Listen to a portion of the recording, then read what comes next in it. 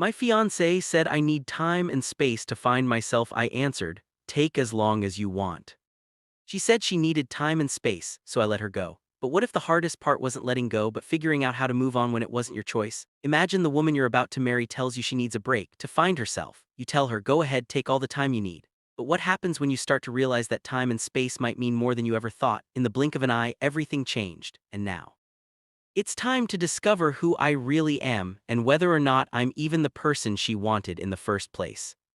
Dear Narrative Hub customer, before you get lost in this epic adventure, I have one big favor to ask. Statistics have shown us that most of our customers have not yet subscribed to this channel. Subscribe now and help us hit 1,000 subscribers to unlock even more epic tales. Thank you. The box of wedding invitations sat on our dining room table, a monument to a future that was about to be demolished. 150 cards embossed with our names, James Anderson and Jessica Thomas, in elegant gold script. The non-refundable deposit on the vineyard venue had been paid. My great-grandmother's ring, a delicate sapphire surrounded by diamonds, was on her finger. For all intents and purposes, our story was written. And then, with the late afternoon sun casting long shadows across our hardwood floors, she sat me down and delivered the 4 words designed to make a man fall apart. I need to find myself. She had a whole speech prepared, I could tell. It was full of therapy speak and vague platitudes. It wasn't about me, it was about her. It wasn't that she didn't love me, it was that she didn't know who she was anymore. She needed to strip everything away to discover her own path without the influence of us. She expected tears, she expected a fight, maybe even begging. The air was thick with her rehearsed empathy, a performance for an audience of one. I let the silence hang there for a moment, watching the confidence in her eyes begin to flicker. I didn't give her the reaction she was braced for. Instead, a strange, cold clarity washed over me. I looked at her, truly looked at her, and said the one thing that made the color drain from her face. Take as long as you want. The carefully constructed script she was reading from vanished. Her jaw went slack. James, that's it. You said you need time and space, I replied, my voice even. I respect that, take all the time you need. She must have mistaken my calmness for weakness, for heartbreak so profound it had rendered me numb. In a way, she was right about the last part, but it wasn't the kind of numbness that leads to despair. It was the kind that comes before a storm.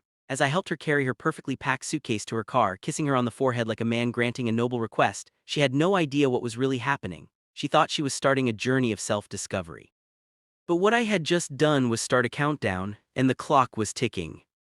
The first 48 hours were a blur of hollow rooms and phantom sounds. I'd hear her laugh in the hallway or catch her scent on a pillow. The initial shock hit me like a physical blow, winding me. But grief is a strange animal. It can paralyze you or it can make you see things with a terrifying focus. For me, it was the focus. Why now? Why 3 months before the wedding? Why when we had just finalized the catering menu? It felt too neat, too clean, like a meticulously planned exit strategy.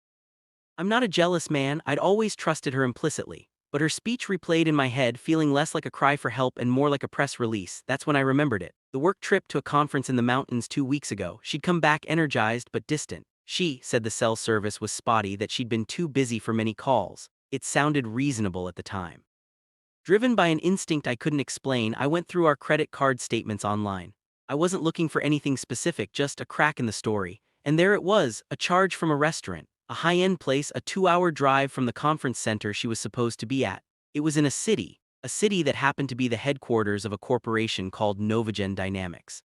Novagen, the apex predator in my industry. My company, a smaller, more innovative tech firm, had been nipping at their heels for a year. I was leading a project codenamed Odyssey that was poised to completely disrupt their market dominance. It was my life's work, and its chief architect of ruthless expansion was a man named Christopher Davis. He was known for being brilliant, aggressive, and completely without scruples. It was probably nothing, a coincidence, but the cold feeling in my gut was intensifying. I called my best friend David Jones. David is a genius, the kind of guy who lives and breathes code, a cybersecurity expert who sees the internet not as a network of information but as a web of secrets. I need a favor, I said, the words feeling foreign and ugly in my mouth. And you have to promise you won't ask too many questions.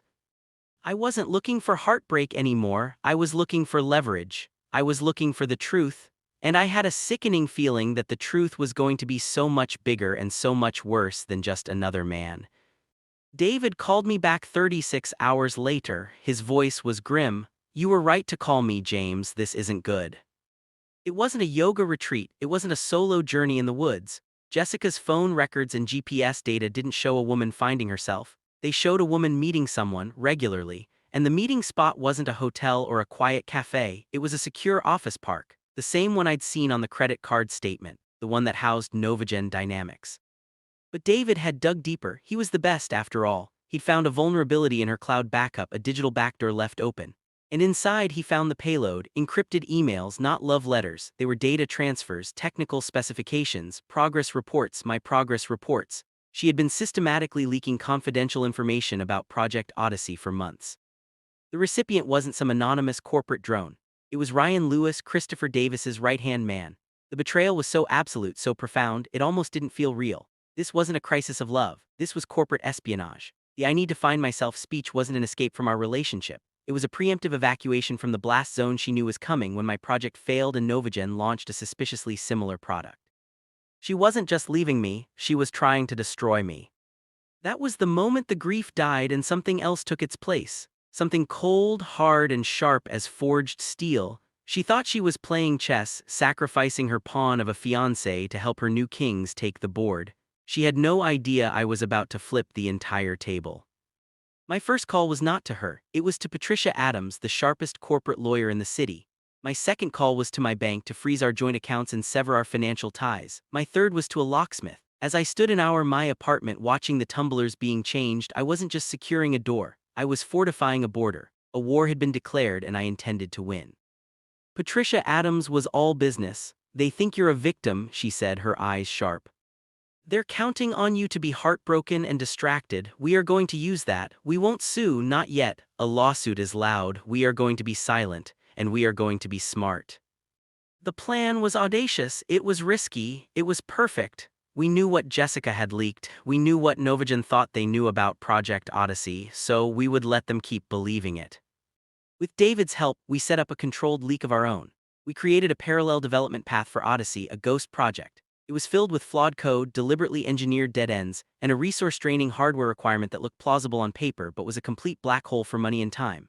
We fed this carefully crafted misinformation back through the same channels Jessica had used, making it look like the most recent cutting-edge updates. We were leading Christopher Davis and Ryan Lewis into a digital labyrinth of our own design.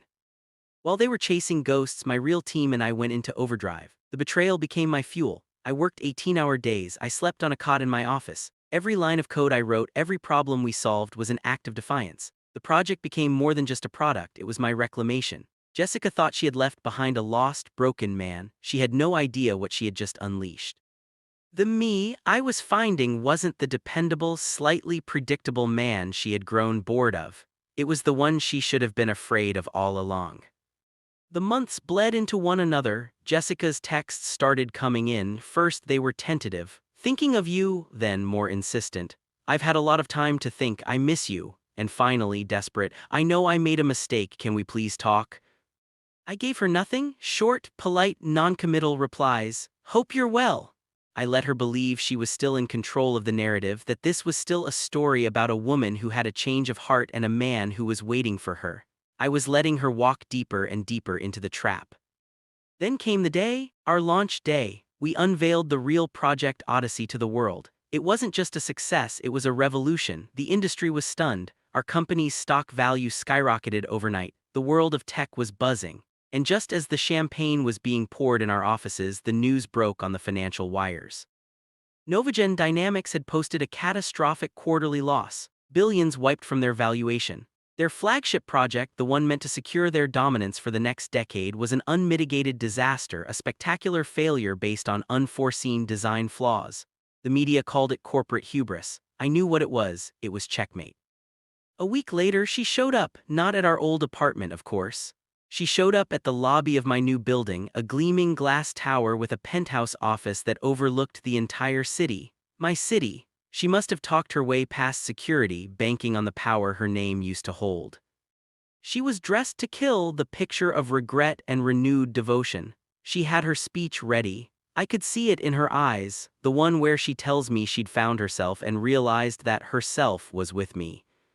I met her in the marble lobby, stopping her before she could even get to the elevator. "James," she began, her voice thick with practiced emotion. "I have been on such a journey and I realized I was so wrong. I found my way back to Stop, I said. The word was quiet, but it cut through the air like a blade. Her performance faltered. I didn't raise my voice, I didn't need to. I simply laid out the facts, my voice as cold and hard as the marble beneath our feet. The emails to Ryan Lewis, the data packets sent from the coffee shop near your supposed yoga retreat, the server logs from NovaGen's internal network that my friend David was able to access. I know everything, Jessica. The color, the life, the performance, it all drained from her face, leaving behind a hollow mask of disbelief and horror. This wasn't the heartbroken man she had come back to reclaim. This was a stranger. You knew, she stammered. I've known for 6 months, I said. Every piece of data you leaked, it was bait. Every update you passed along was a nail in Christopher Davis's coffin. Your time and space wasn't just a breakup. It was the best business investment I ever made. You didn't just fail to destroy me, you were the architect of my greatest success. I saw the final pieces click into place in her mind. The humiliation was total. The engagement ring, I said, my voice devoid of any emotion.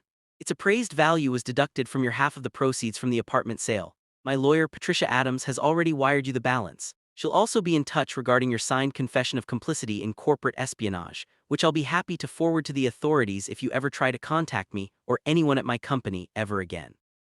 Tears were welling in her eyes now, but they were not the tears I might have once tried to wipe away. They were tears of defeat. I looked at her one last time, the woman I once thought I would spend my life with. You said you needed time and space to find yourself. I gave that to you. Now I need you to give me mine, permanently. I turned and walked toward the elevators, not looking back. The doors slid shut, sealing her on the other side. As I ascended, watching the city spread out below me, I realized the truth. The story was never about her. It was about what happens when you're pushed to the absolute edge. You can fall or you can find out what you're really made of. She didn't ask me to find myself. She forced me to fight for myself. And in the silence of that rising elevator, I knew with absolute certainty that the man she left was gone forever. The man I had become was just getting started.